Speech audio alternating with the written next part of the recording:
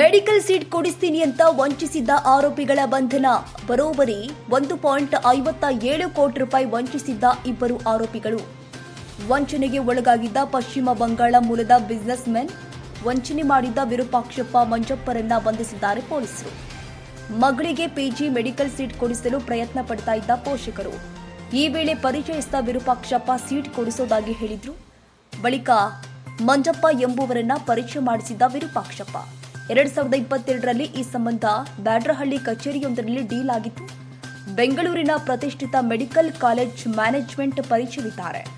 ವೈದ್ಯಕೀಯ ಶಿಕ್ಷಣ ಇಲಾಖೆ ದೊಡ್ಡ ಅಧಿಕಾರಿಗಳ ಪರಿಚಯ ಇದೆ ಎಂದಿದ್ದ ಮಂಜಪ್ಪನ ಮಾತು ನಂಬಿ 1.57 ಕೋಟಿ ರೂಪಾಯಿ ನೀಡಿದ್ರು ಪೋಷಕರು.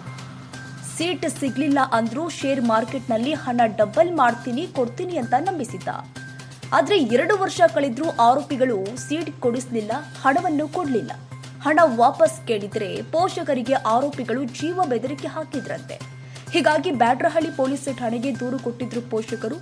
ಸದ್ಯ ತನಿಖೆ ನಡೆಸಿ ಇಬ್ಬರು ಆರೋಪಿಗಳನ್ನ ಬಂಧಿಸಿದ್ದಾರೆ ಪೊಲೀಸರು.